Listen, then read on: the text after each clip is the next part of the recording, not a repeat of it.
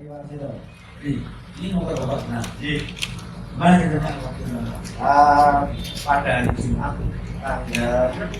tanggal 4 dikeluarkan oleh anak-anak sekolah di SD Banyuwangi maksimal 300 meter. Setelah 3 menit setelah anak siap untuk berangkat sekolah, ternyata posisi parkir di daerah. Kunci nggak Pak? Seingat istri dikunci. Sudah ketemu Pak ya? Alhamdulillah. Ini kami dari Polda DIY. Kayaknya udah berapa lama dengannya? Bilangnya alhamdulillah 1 minggu dan ketemu. Berarti nanti yang 1 minggu olinya masih bagus lah. Iya. Nanti yang olinya yang apa namanya yang olinya sudah lama kita ganti ya Pak ya. Pak Tri, ini pada kesempatan ini kami akan menyampaikan kunci ganda. Pak, besok kalau kendaraan kunci. Terima kasih Pak. Ya, oke. Enggak Pak, sini Pak. Siap Pak ya. Enggak kalau ada wartawan yang mau nanya.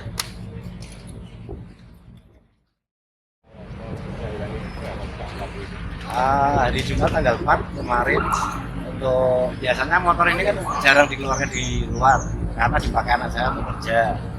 Kebetulan anak saya waktu itu libur dan jalan yang untuk di dalam rumah itu karena sempit dikeluarkan dulu mau mengantar anak sekolah di SD Batu Karo sekitar pukul 6 pagi kurang lebih 6:03 menit sudah hilang. Ditaruh di teras. Di teras ya, di teras. Setelah itu nggak tahu atau dikunci gitu. Kalau kunci di dalam rumah, kemungkinan memang keluaran atau bagaimana untuk kunci gandanya. Tapi seingat saya kalau kunci dicabut pastilah dikunci setang.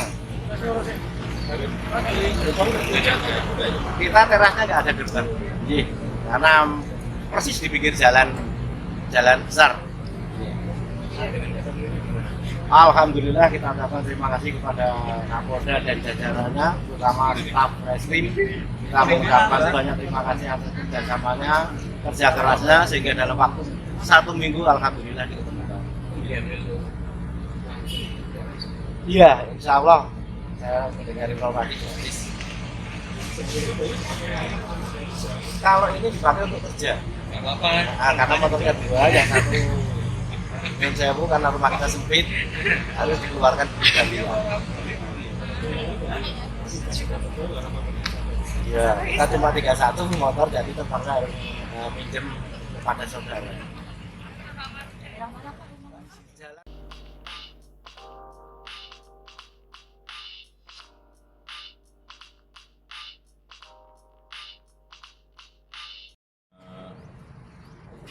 Kami dari Polda DIY akan melaksanakan rilis.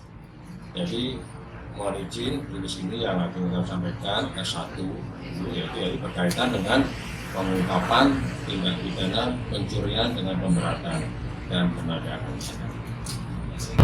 Namun sebelumnya kami dari Polda DIY turut prihatin atas masih terjadinya kasus pencurian kendaraan bermotor di sini.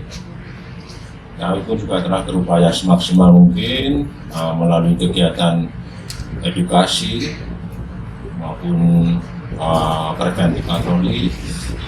Namun masih ada kejadian-kejadian berkaitan dengan pencurian, tapi kami tetap berusaha. Kami akan tetap melaksanakan penegakan hukum untuk mengungkap perkara tersebut. Jadi dalam rilis pengungkapan tindak pidana pencurian dengan pemberatan ini, dasar kami ada 4 LP di sini ya, LP yang semuanya tempat kejadian perkaranya ada di wilayah hukum Polda DIY. Adapun untuk tersangka yang telah diamankan ada 4. Terus nanti berkaitan dengan barang bukti maupun dari modus dan modus operandinya, kronologinya nanti akan dijelaskan sama Bapak Direktur Reserse Kriminal Umum. Waktu dan tempat kami persilakan Bapak di Reskrimum. Terima kasih. Baik, Assalamualaikum warahmatullahi wabarakatuh. Selamat siang, salam sejahtera bagi kita sekalian. Salam, Om Swastiastu, nama budaya, salam kebajikan. Yang sama kita hormati Pak Kabid Humas, Kombes Pol Nugroho, rekan-rekan tim dari media online dan para peserta sekalian. Terima kasih pada kesempatan hari ini. Izinkan kami dari Direktorat Reserse Kriminal Umum akan menyampaikan rilis ataupun informasi terkait dengan pengungkapan tindak pidana pencurian dengan pemberatan dengan hasil kendaraan bermotor khususnya roda 2. Bapak Ibu sekalian, sebelumnya kami akan menyampaikan data bahwa selama tahun 2024 dari bulan Januari sampai dengan bulan Oktober, berdasarkan laporan masyarakat kepada kepolisian daerah istimewa Yogyakarta terkait dengan tindak pidana curhat itu terjadi 267 perkara.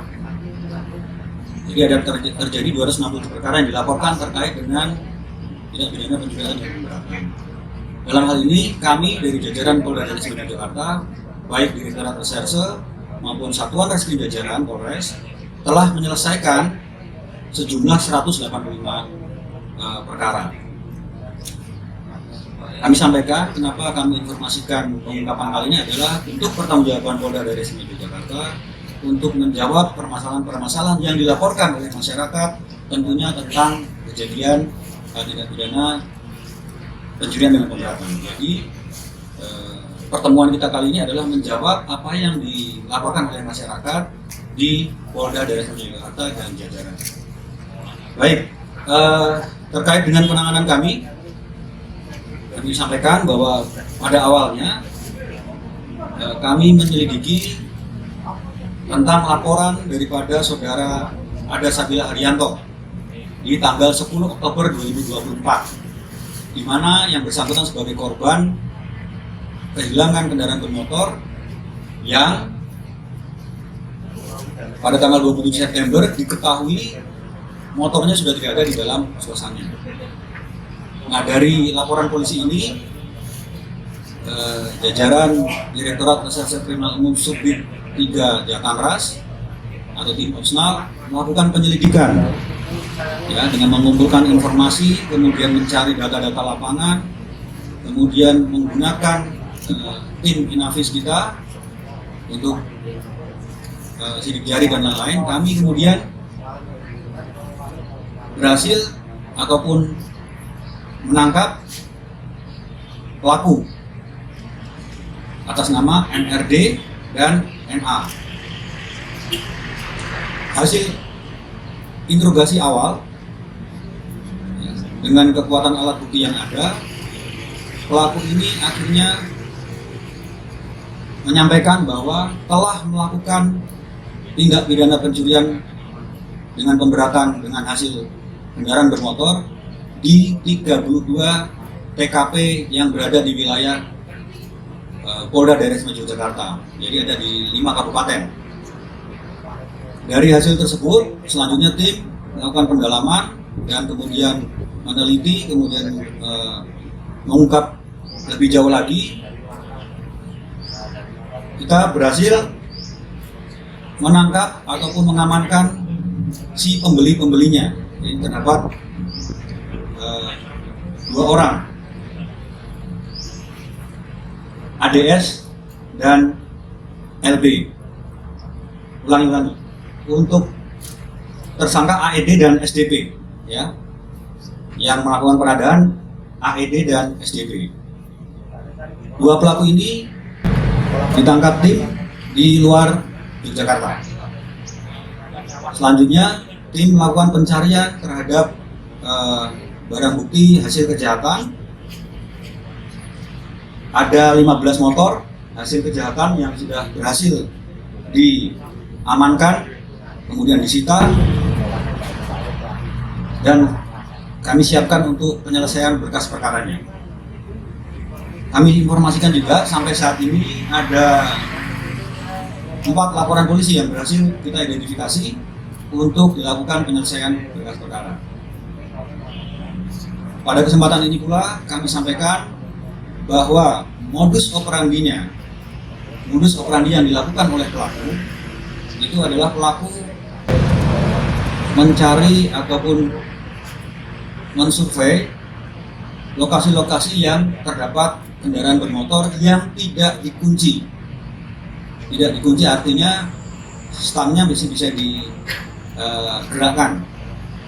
Selanjutnya dari 2 tersangka ini, 1 mengambil kendaraan bermotor tersebut yang sudah ditarget, kemudian didorong keluar dari lokasi pemilik ataupun korban. Lalu pelaku yang 1 sudah menunggu di luar, kemudian menghampiri, kemudian pelaku yang pertama naik motornya yang sudah diambil, kemudian didorong dengan footstep, didorong sampai dengan tempat yang aman, kemudian diganti platnya, kemudian diamankan oleh para pelaku. Nah, selanjutnya pelaku ini sudah berkomunikasi dengan para penadah-penadahnya. Demikian diulang sampai kejadian yang kami ungkap adalah 32 TKP. Tentunya ini menjadi pembelajaran bagi masyarakat Yogyakarta yang memiliki kendaraan bermotor. Setiap selesai menggunakan kendaraannya, ya dikunci stang, kunci ganda. Dan apabila nanti masyarakat melihat ketika malam hari kemudian ada orang yang mendorong, ada 2 orang mendorong motor dengan footstep, bisa ditanyakan, Pak, kami bantu ya. Nah, kalau nggak bisa di starter, nah kita baru curiga, kenapa kok nggak bisa di starter. Jadi ini modus yang digunakan oleh para pelaku.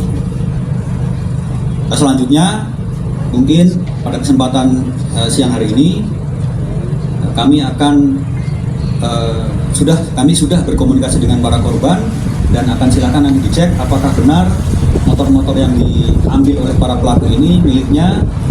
Kemudian pada kesempatan kali ini atas izin Bapak Kabid Humas, nanti silahkan para korban sebelum kita pinjam pakaikan, nanti akan dilayani, mungkin lebih layak lagi motornya bisa digunakan dengan syarat tidak mengubah bentuk ataupun cat dan lain-lain, karena masih dibutuhkan dalam proses penyidikan tindak pidana tersebut. Terhadap para tersangka ini kami sangkakan dengan pasal 363 berdasarkan Kitab Undang-Undang Hukum Acara Pidana, Kitab Undang-Undang Hukum Pidana dengan pasal 363 ayat 2 dengan ancaman hukuman 9 tahun. Kemudian untuk para penadah ini juga kita lakukan persangkaan tindak pidana penadahan yang sebagaimana dimaksud dalam pasal 480 KUHP dengan ancaman hukuman 4 tahun penjara.